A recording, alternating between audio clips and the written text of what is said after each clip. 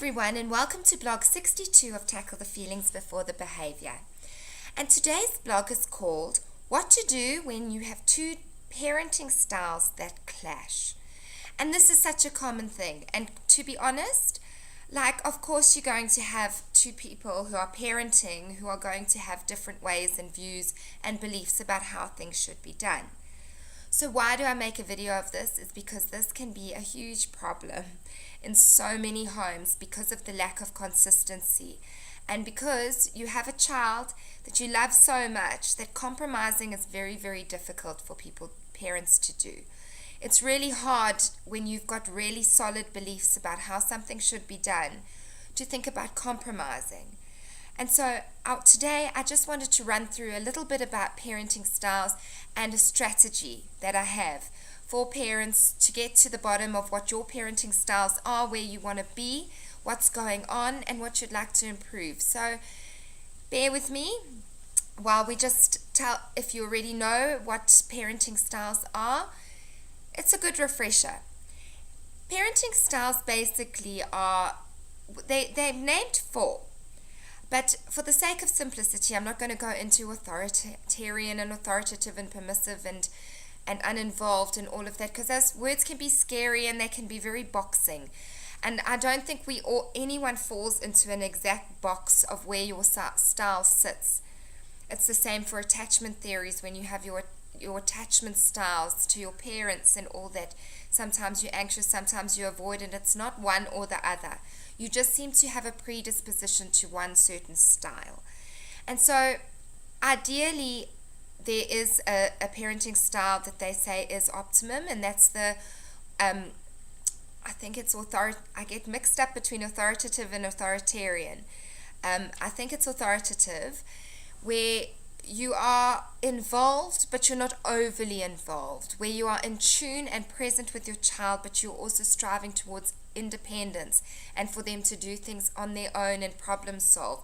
So it's really about bringing in a dance between how much you do for your child, how much you guide, how much you support, what your reactions are, how you discipline or encourage or give consequences and instill rules in the home. All this comes out where, are you more strict, are you more lax, how are you as a parent?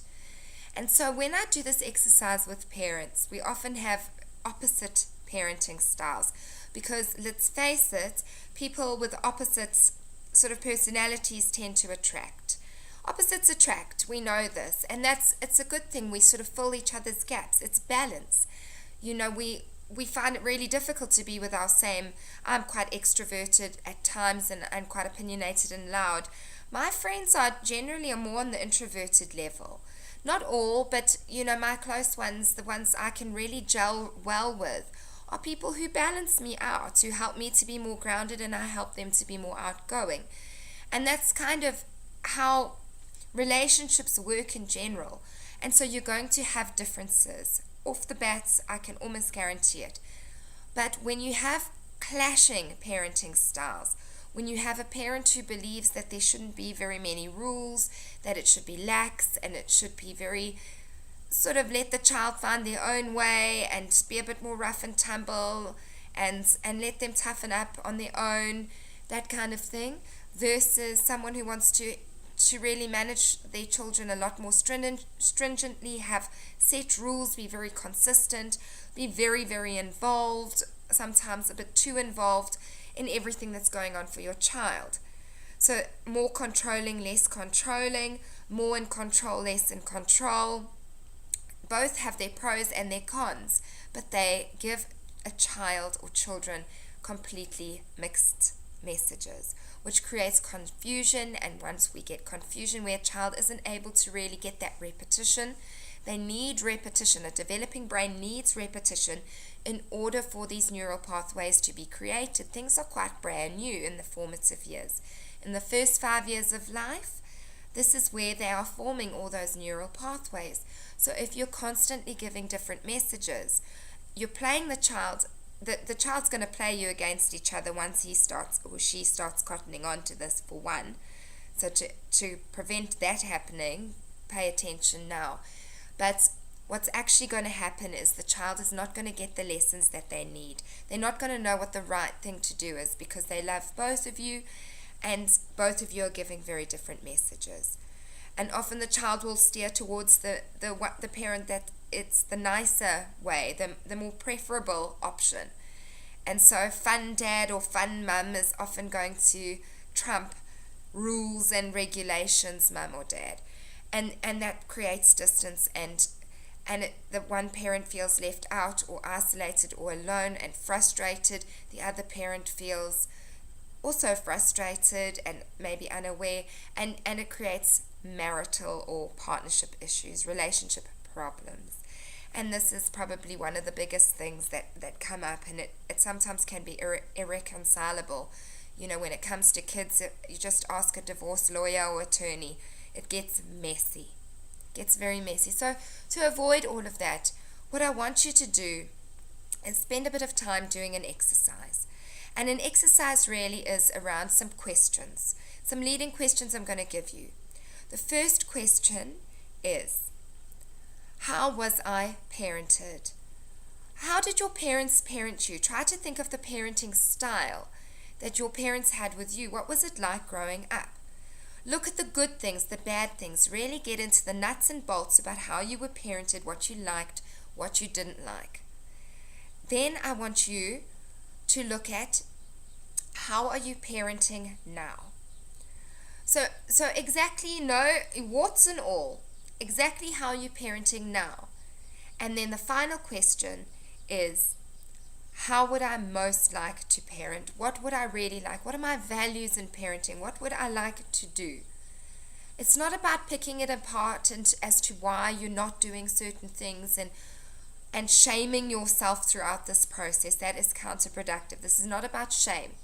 Remember, this is about parenting styles, because the object is for you to really get clarity on yourself first, and then you're going to come together with your partner. And the most important section of this really is how you were parented. I want you both to understand each other's childhoods. I want you to understand why being lax in parenting, not having many rules, is so important. Perhaps your partner had a very, very strict upbringing where they weren't allowed to express themselves, do things that they wanted to do, where they felt trapped, where they felt miserable in all those rules, where they couldn't be themselves, where they couldn't individuate. And they don't want that for their child. They have a reaction, they're triggered by that kind of parenting where you want all those rules and regulations. And so for them, they're not going to compromise because they believe that is going to be harmful for your child. And you're not going to compromise because if you are someone who's very controlling, and that's come from perhaps you needed to be a certain way in order to get approval when you were younger, perhaps you weren't allowed to get messy, perhaps you had an anxious parent, and you learned how to do everything in a certain way, or perhaps you had a parent who was very permissive and uninvolved and lax like your partner, and so you are trying desperately to give guidance where you so desperately needed that guidance growing up. You want to give that to your children. And so you're both coming from childhood trauma. I'm putting it in inverted commas because no one likes to hear that. But we all got a little bit messed up in our childhoods because no one can get it completely right. And that's life. And that's how we develop our character and all of that. So we're not going into why we have traumas and blaming our parents. No, we are looking at it so that we can look at why we do the things that we do and look at the needs behind those things. If you need that, perhaps you are a little bit anxious and need to attend to your anxiety. Perhaps if you're very lax, maybe you need to create some structures so that you can help your partner and your family feel emotionally safe. Basically, once you understand each other, you're going to meet in the middle and you're going to create rules and how you'd like to parent, and you'll bash it out until you are on the same page. What can you compromise and what can't you? If you both have different ways, look at the reasons to why each of you want to do something a certain way. And if something is really, really important and it really does stand out more important than the other person's reasoning, maybe you will give in and give that person their way. And hopefully they give you your way as well. And all the rest, you compromise. You find a way, and then once you've done that, anyone else who's caring for the child needs to be in on your rules, including teachers. If you've got a certain method that you use that works for your child, bring in the school, bring in the teachers.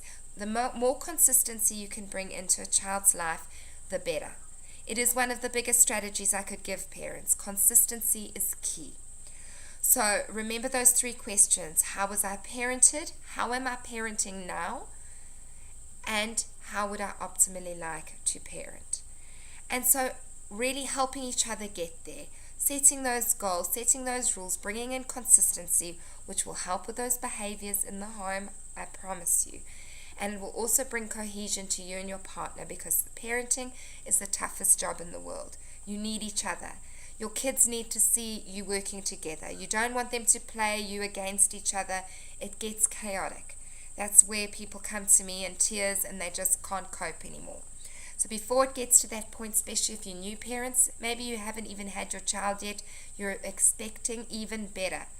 Get on the same page. See what your styles are. So I hope that's been helpful. Just a little note to say that I offer WhatsApp services to people. So I will put information down in the comments below, how you can get in touch with me and my number. Check out my Facebook page as well, Tackle the Feelings Before the Behavior Parenting Support. And my Instagram. Oh no, I actually don't have an Instagram. Sorry, that's for my other break-off section, the Pillow Project. I'm not very good with technology.